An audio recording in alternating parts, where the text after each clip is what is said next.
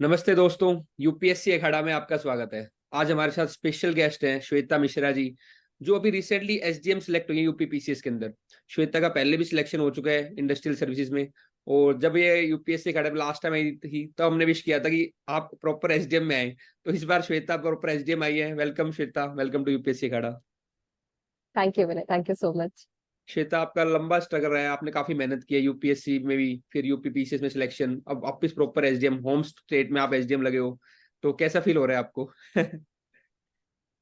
uh, अच्छा लग रहा है, मतलब एक क्लोजर मिल गया जो मुझे एक कमी थी कि हाँ उस पोस्ट तक मैं पहुंच जाऊं। मैंने आईएएस के लिए ट्राई किया बट नहीं निकला, but finally I am here. So it's a privilege that I have to serve. I'm getting an opportunity to serve in my own state.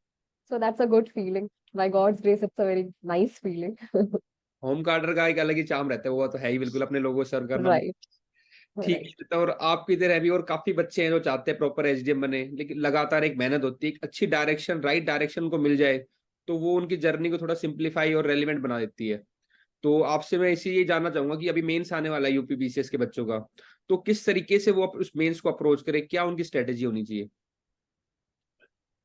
सो विनय, सबसे पहले तो मैं सबको ये बता देना चाहती हूँ कि since I am already into services, तो मुझे टाइम का बहुत कॉन्स्ट्रेंट रहता था विद ऑफिस। आपको अगर कोई चीज प्रिपेयर करनी हो, अगर एग्जाम में लग के रहना है, तो उसके लिए you have to change a strategy. And accordingly मैं शायद थोड़ा सा जो मैं बताऊं वो एक तरीका हो, एक शॉर्टकट का तरीका हो सकता है। बट वो शॉर्टकट ऐसा नहीं होगा कि मतलब बहुत ही कुछ शॉर्ट टर्म में ही चीजें हो जाए, कुछ चमत्कार हो जाए। बिकॉज इतने स्ट्रगल के बाद, इतने टाइम के बाद आप कोई चीज अगर शॉर्टकट दे भी रहे हो, तो that is because you have hmm. Earned a lot, right? So basically अगर मेंस की स्ट्रैटेजी की हम बात करें, तो सबसे पहले तो मैं यही कहना चाहूंगी सारे स्टूडेंट्स को कि प्रीवियस ईयर पेपर्स पे सबसे पहले फोकस करें। किस टाइप के क्वेश्चंस पूछे जा रहे हैं, क्या पैटर्न रहा है, और सिलेबस से कितना ज्यादा ओवरलैप करते हैं हमारे जो पेपर में क्वेश्चन पूछे जा रहे हैं। सेकेंडली, किस पोर्शन पे ज्यादा फोकस करना है। फॉर एग्जाम्पल, पेपर वन में वर्ल्ड हिस्ट्री का उतना ज्यादा फोकस नहीं है as in UPSC. But the thing is कि since now the pattern is changed, paper 5 and 6 completely different हो गया है, पूरा यूपी फोकस्ड हो गया है। सो जो यूपी के क्वेश्चंस पेपर वन में आते थे, वो अब हो सकता है उसकी जगह वर्ल्ड हिस्ट्री आ सकता है। So starting from that I suggest कि सबसे पहले पेपर्स देखें, प्रीवियस ईयर पैटर्न देखें, और उसके हिसाब से सिलेबस देखें एंड मैच देम, राइट, कि कितने पोर्शन से क्या चीजें पूछी जा रही है। सेकेंडली, अगर स्ट्रैटेजी की हम बात करें, तो as usual I always say कि अपने अपनी स्ट्रैटेजी होनी चाहिए, अपना खुद का एक तरीका होना चाहिए आपका आंसर लिखने का, राइट? पढ़ हर कोई वही रहा है, आप वही बुक आप पढ़ रहे हो, वही बुक मैं पढ़ रही हूँ, बट मेरा अप्रोच एक डिफरेंट हो सकता है किसी आंसर को लिखने का, आपका अप्रोच डिफरेंट हो सकता है। तो 10 लोग एक ही चीज पढ़ रहे हैं तो हर कोई लिखेगा सेम चीज।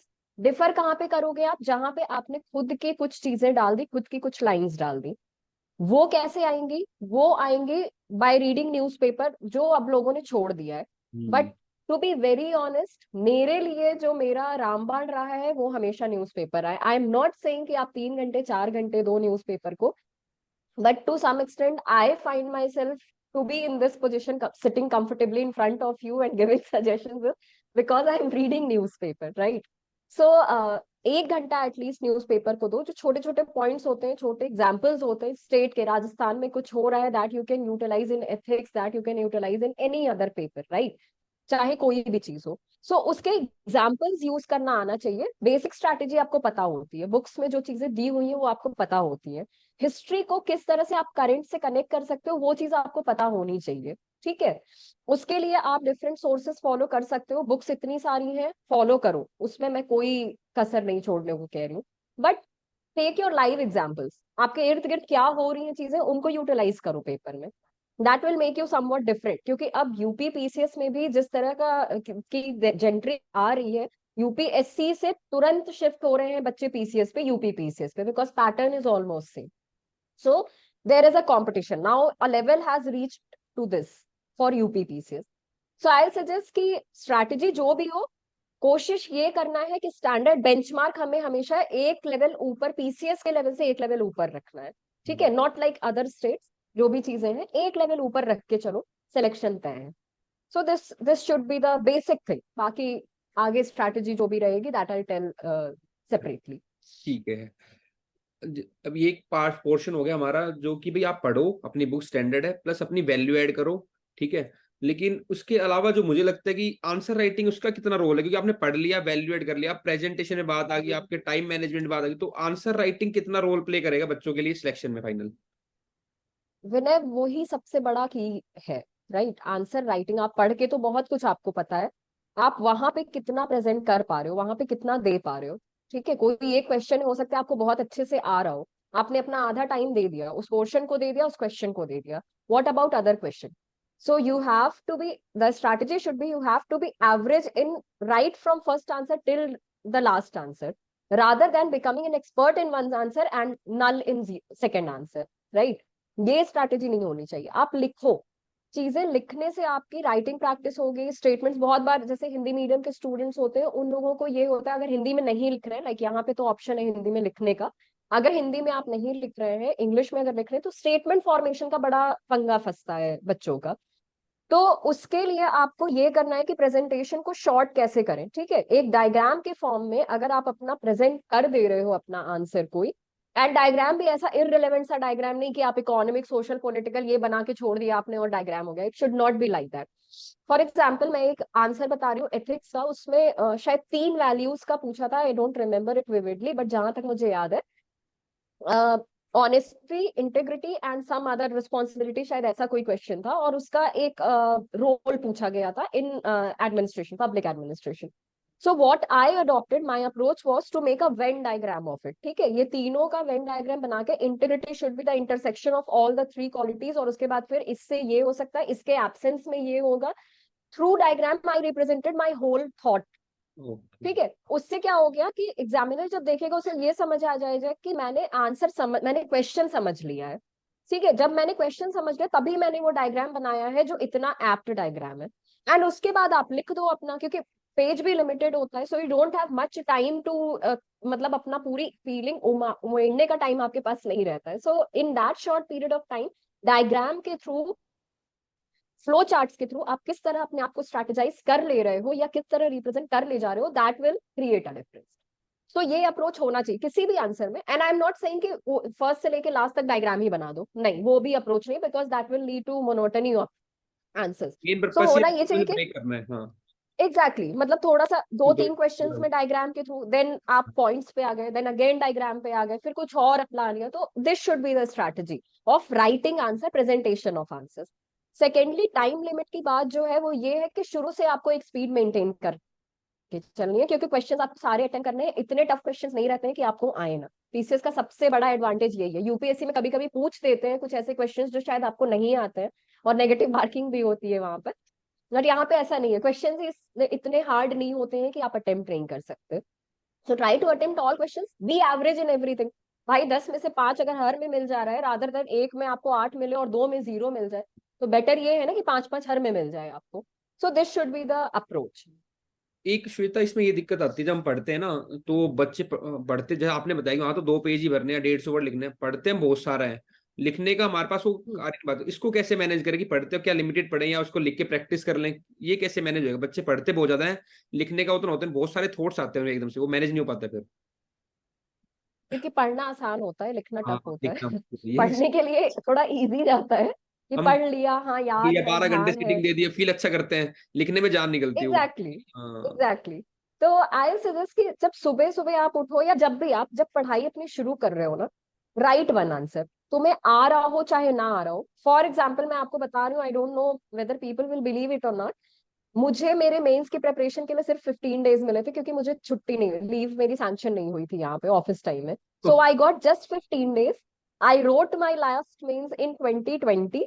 उसके बाद फिर this was the time when I was writing my mains. उसके बीच में मुझे कुछ भी राइटिंग का मेरा वो नहीं था, ना नहीं था मेरा राइटिंग से कुछ भी, because I was busy in my job and everything. I got just 15 days. उस 15 डेज में मुझे अब ये करना था कि अब मेरे पास कितने सोर्सेज, मेरे पास अनलिमिटेड थे, मुझे पढ़ के कितना मुझे देना है वहां पे, कैसे 100% मुझे यूटिलाइज करना है। सो व्हाट आई डिड वाज, मैंने सिलेबस पिक किया, मैंने टॉपिक्स उठाए, जो भी करंट अफेयर्स के टॉपिक्स थे, जो भी ट्रेडिशनल टॉपिक्स थे, मैंने हर के ना कुछ कुछ आंसर्स लिख लिए, मतलब हर टॉपिक के कुछ कुछ एक दो आंसर्स लिख लिए।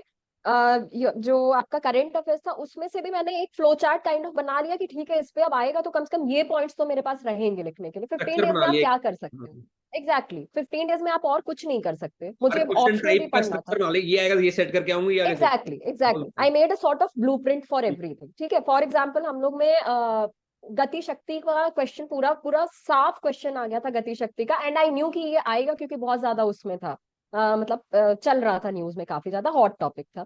सो आई मेड अ ब्लूप्रिंट, ठीक है गति शक्ति पे आएगा, ये 7 पिलर्स है, उन 7 पिलर्स में ये चीजें हैं, now I right. So this was my strategy कि इस तरह से मतलब आपने एक छोटा छोटा डिवाइड कर लिया। ठीक है, और उस डिवीजन का फायदा ये हुआ कि जब पेपर के एक दिन पहले मुझे ये पता था कि सिर्फ मुझे इतनी ही चीजें पढ़नी है ना, मेरा माइंड उस समय साइकोलॉजिकली आई वाज प्रिपेयर्ड कि मुझे इतनी ही चीजें पढ़नी है, जो आएगा वो इसमें से ही लिखना है।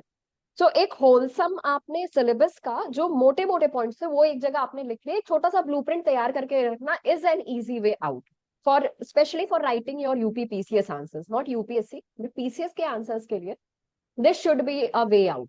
बहुत चीजें पढ़ के आप एक उसको कंसोलिडेट कर लो, कठिन होता है, ये बच्चे करते नहीं है जो कि करना चाहिए। आप 10 पेज पढ़ो, 10 पेज को कंसोलिडेट कर लो एक पेज में, so that will lead to a great, मतलब एक एक पेस आपको क्रिएट हो जाएगा आपका। एक तो that should be the consolidation वो अप्रोच। कंटेंट का, प्लस एक डेली आंसर राइटिंग लिख लें तो वो थॉट प्रोसेस ऑर्गेनाइज एक रहता है। एक आंसर लिखो, एक आंसर आप लिखोगे तो झिझक खुल जाएगी। आप बहुत बेकार आंसर लिखोगे, मैंने जो पहला आंसर क्विट इंडिया मूवमेंट का लिखा after this whole gap of Ab- 2-3 year, तो जब मैंने क्विट इंडिया लिखा मुझे कुछ याद नहीं आ रहा था, बट आई ट्राइड कि चलो स्पेक्ट्रम से थोड़े से पॉइंट्स देख के मैं लिखती हूँ।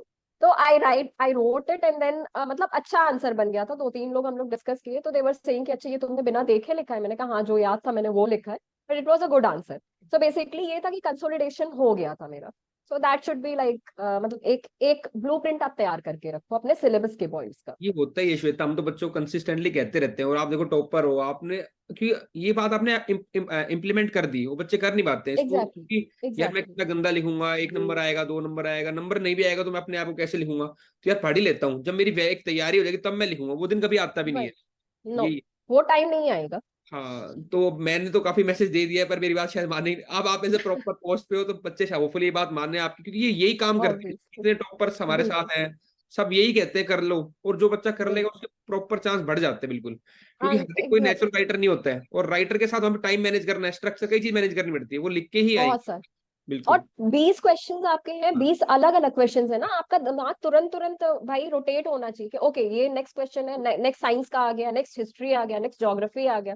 सो you have to prepare your mind like that, आपके फाइनली तो डायमेंशंस हमें बहुत लिखना ही है, होने तो उसी चाहिए। की प्रैक्टिस करके हम पूरा मैकेनिकल हो जाए उस चीज को लेके, भाई ऐसा आता है, ऐसा लिखना ऑब्वियसली, है हमें। That's what.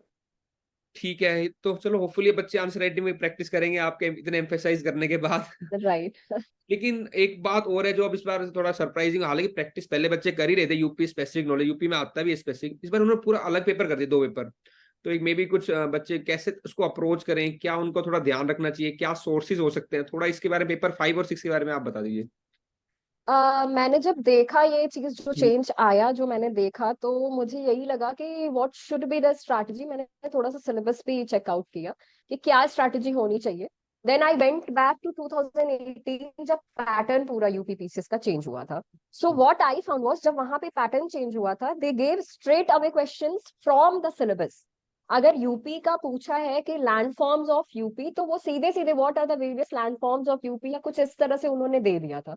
तो सबसे पहले तो फोकस ये रखना है कि सिलेबस का रट्टा मार लो पेपर 5 और 6 का। ठीक है, मैंने जो आपका अखाड़ा वाला notes, because some of my friends asked me कि किस तरह से, तो आई थॉट कि एक बार मैं चेक करूं, बिकॉज मैं आपसे जुड़ी हुई हूँ पहले से, सो आई थॉट कि नहीं पहले मैं ये देखूं। So I found it very consolidated. ठीक है, आपने सीधे सिलेबस का ही उठाया है और उस सिलेबस के थ्रू ही चीजें आपने कवर अप की है।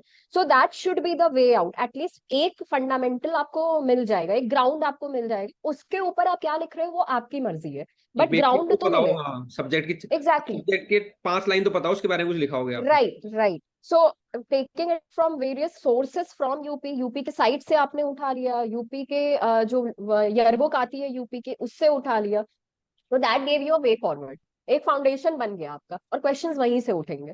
तो मेरा स्ट्रैटेजी, मतलब मेरा जो पर्सनल स्ट्रैटेजी रहता वो यही रहता कि मैं सिलेबस के ही पॉइंट्स उठाती, उस पे छोटा सा शॉर्ट नोट्स काइंड ऑफ में बनाती, एंड देन उसको इम्प्लीमेंट, क्योंकि देर आर हाई चांसेस कि क्वेश्चंस इसी तरह के पूछे जाएंगे।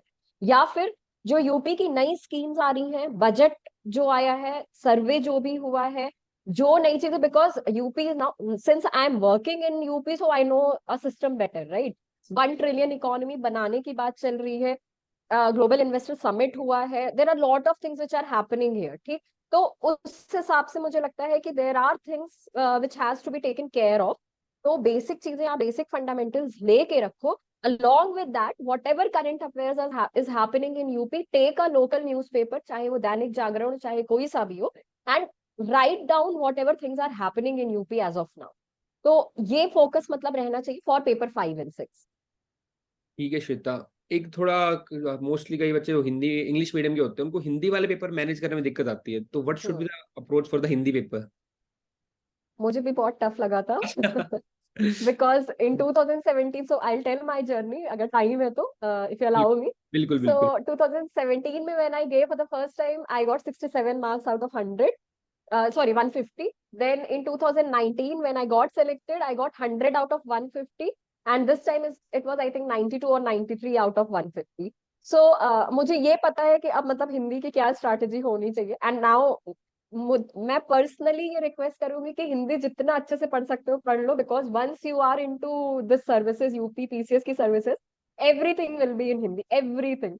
नोटिंग, ड्राफ्टिंग से लेके हर चीज हिंदी में आपको करनी है। आपको मतलब it should be like you have to get the feel of Hindi, ठीक है। So first thing I will say कि एक तो हिंदी न्यूज़पेपर पढ़ना शुरू कर दे बच्चे, because they get lot of things, चाहे वो ऐसे राइटिंग में हो, मतलब हिंदी में भी जो थोड़े बहुत एसेज वगैरह आते हैं हिंदी के कोई पेपर में, स्पेसिफिक या न्यूज़पेपर जिसकी लैंग्वेज ठीक रहे, थोड़ा बताओ तो। लैंग्वेज अच्छी रहे। मतलब हम लोग ना बोल चाल वाली हिंदी यूज करते हैं, that should not be use, it should be avoided. हम लोग बहुत ज्यादा लिखने में भी हम लोग अपनी बोलचाल की हिंदी यूज करते हैं, जो कि सही नहीं है, ठीक है। What they are expecting is to get proper Hindi. जैसे हम लोग बोलते हैं ना इंग्लिश भी, हम लोग बोलचाल वाली इंग्लिश में ग्रामेटिकल मिस्टेक्स बहुत कर देते हैं, that doesn't matter, but when you right it should B grammatically correct. तो हिंदी बोलने में भी अब हम ये कह रहे हैं कि हाँ ये काम करता है, वही काम की जगह अगर हम कार्य यूज कर रहे हैं, तो that will make a difference. कि ये कार्य करने हेतु मैंने ये यूज किया, ठीक है, ये कार्य करने, ये काम करने के लिए, सो हाँ, that will make a difference, ये ठीक। न्यूज़पेपर से तो आप हेल्प। न्यूज़पेपर से मतलब यही चीज हो जाती है कि जब न्यूज़पेपर में आप हिंदी पढ़ते हो ना, तो that is a Hindi which is very formal kind of Hindi, ठीक है। आपको एक स्ट्रैटेजी पता चल जाती है, एक एक वे मिल जाता है कि अच्छा इस तरह से हिंदी लिखी जाती है, वो बोलचाल की हिंदी से डिफरेंट हो जाती है। दूसरी चीज, ग्रामर के लिए आई सजेस्ट कि एक प्रीवियस ईयर्स की पूर्वावलोकन आती है घटना चक्र की ही हिंदी की, रट्टा मार लेना है उसका, चाहे वो शब्द विलोम हो, चाहे वो पर्यायवाची, पर्यायवाची तो नहीं पूछते, बट सिलेबस में जो जो पूछा है तत्सम तद्भव और ये सारी चीजें जो भी रहती है, उससे सिलेबस का रट्टा मार लेना है। मुहावरे और लोकोक्तियों के लिए चाहे वो हरदेव बाहरी या कोई भी हिंदी के एस एन पांडे की भी बुक आती है, I don't remember the book exactly, but Hardev Bahri is also good. So in books में से लेके और पूर्वावलोकन को एकदम अच्छे से रट्टा मार लेना है। एक प्रीवियस ईयर की आती है शिल्पी पब्लिकेशन की book, that will also give them a boost. मतलब एक जैसे क्वेश्चन पूछ सकता है अर्धशासकीय पत्र क्या होते हैं, तो हाँ हाँ। अर्धशासकीय किस तरह से लिखा जाता है, फॉर्मल लेटर्स जो होते हैं वो किस तरह से लिखे जाते हैं, या इनमें राज मतलब ये पत्रों में कितने प्रकार के पत्र होते हैं। तो इसको भी मतलब बच्चे लिखते बड़े उससे है कि अरे ठीक है ये तो मतलब नॉर्मल, हम तो लिख ही लेंगे Hindi. So it's not about your बोल चाल की Hindi, it should be a very formal Hindi, जो आप जब पढ़ोगे तो आपको रियलाइज होगा। दूसरी चीज, हिंदी न्यूज़पेपर के एडिटोरियल्स पढ़ने चाहिए बच्चों को, मतलब कम से कम 1 डेढ़ महीने पहले से हिंदी एडिटोरियल्स पढ़ना शुरू कर दे, तो they will get a feel. जब वो लिखेंगे ना तो वो डिफरेंस अपने आप उनको पता चलने लगेगा। तो this this should be there. और राइटिंग प्रैक्टिस करें, क्योंकि हिंदी लिखने की आदत नहीं होती है जनरली हमें, तो हिंदी लिखना शुरू करें, that will give them a boost in the papers for sure. Shweta, वैसे तो सच्ची में बड़ा अच्छा लगता है जब हम में से कोई जिसको हमने गाइड किया और साथ हो हमारे, वो एक एसडीएम लगे, तो एक अच्छी राइट। फीलिंग है। लेकिन असली मेहनत देखो आप ही की है, तो बस मैं आपसे ये पूछना चाहता हूँ कि ओवर द टाइम मतलब क्या आपके लिए गाइडिंग पोस्ट था या क्या मोटिवेटिंग फैक्टर था जो इतनी लंबी जर्नी आपने की और फाइनली आप अपनी होम स्टेट में एसडीएम हो, तो क्या आपकी वो गाइडिंग पोस्ट था या मोटिवेटिंग फैक्टर था? मोटिवेटिंग फैक्टर पता नहीं, मतलब I don't know, but the thing is that जब आप किसी चीज के लिए बहुत दिल से जुड़े होते हो ना, टू बी वेरी ऑनेस्ट, जब मेरा 2019 में जब मेरा अटेम्प्ट खत्म हुआ यूपीएससी का, तो एक वैक्यूम सा क्रिएट हो गया। You have given 6 whole years of your life, जो सबसे इम्पोर्टेंट दिन थे शायद आपके लिए। You gave whole of that into this whole thing, into this journey, ठीक है। तो मुझे ना एक वैक्यूम सा लगता है, though I got selected in 2019 on this post of assistant commissioner industries, but जब मैं यहाँ पे आई, and since I am located in Lucknow, I am posted in Lucknow, तो मेरा हर दिन सेक्रेटरिएट में आना जाना और सीनियर आईएएस से, ब्यूरोक्रेट से मेरा मिलना जुलना रहता है।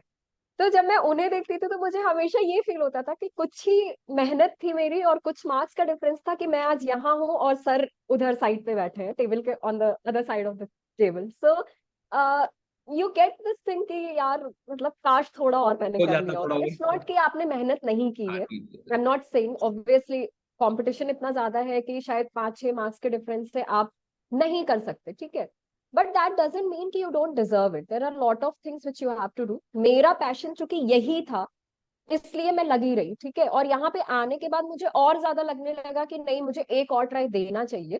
सो I gave my try and it was like, जब आप बहुत फ्री माइंड से कोई चीज करते हैं ना, तो वो चीज शायद ज्यादा इफेक्टिव हो जाती है। Because I had a job in my hand, so it was like चलो ठीक है, अब मेरे पास है, मैं अपना ट्राई देती हूँ। बाकी अच्छा, लक फैक्टर भी बहुत ज्यादा मैटर करता है। So the motivation was this कि when I am seeing others, I was like okay, मैं कर लूंगी, हो सकता है आज नहीं 10 साल बाद मैं डीएम की पोस्ट पे पहुंच जाऊं। So that was the motivating factor, तो नहीं कहूंगी, बट हाँ दैट वाज द एक वो वाली चीज थी कि हाँ चलो चलते हैं, करते हैं, देख लेंगे। सेकेंडली आई सजेस्ट विनय कि जो लेवल अब हो गया है पेपर्स का, I suggest, I seriously give them A suggestion कि एक प्लान बी भी प्रिपेयर करके स्टेट सर्विसेज पे फोकस करके चलना चाहिए बच्चों को। Because UPSC is now becoming a very Gamble, right, competition भी बढ़ रहा है, टफनेस बढ़ रही है पेपर की। टफनेस क्या, मैं ये तो कहूंगी कि I am not getting that feel जो मुझे जब मैंने प्रिपरेशन स्टार्ट की थी तब जो मुझे फील आई थी। So it should be like UPSC भी करो आप, बट एक प्लान भी प्रिपेयर करके चलो, ताकि आपके माइंड पे साइकोलॉजिकली आप अफेक्ट नहीं होने चाहिए इस एग्जाम से, which I am seeing now days in people, they are becoming very impatient. तो ये चीजें नहीं, प्लान भी प्रिपेयर करके चलो, because you have read a lot, you are already above many of them, right, आप क्राउड से काफी ऊपर हो जब आपने प्रिपरेशन शुरू कर दी है। तो आई ऑलवेज सजेस्ट कि गो फॉर योर पैशन, अगर है आपको इसी फील्ड में तो गो फॉर इट, अगर नहीं है तो फिर प्लान भी प्रिपेयर रखो। सो आई सजेस्ट ओनली दैट। बाकी तो मिलता रहता है, चीजें आती रहती हैं, जाती रहती हैं, जी, इट विल बी काफी like a continuous process. Motivating factor हो बच्चों के लिए जो लगातार मेहनत करते हैं, अचीव करते हैं, है ना। राइट, और काफी चीजें सीखी है आज आपसे भी। तो होपफुली देखते हैं, अब इम्प्लीमेंट करेंगे बच्चे इस चीज को। बिल्कुल लगातार हम बिल्कुल, आपसे जुड़ते रहेंगे। राइट विनय, और कोई विनय आई विल बी देयर। बिल्कुल, है ना, या और किसी तरीके से हम बच्चे एक बार हो जाते हैं, इनका रिजल्ट आ जाता है, उसके बाद और एक देख लेंगे कैसे हमको आंसर राइटिंग के लिए गाइड कर सकते हैं लगातार। Fine, thank you Shweta, thank you for okay Vinay, joining.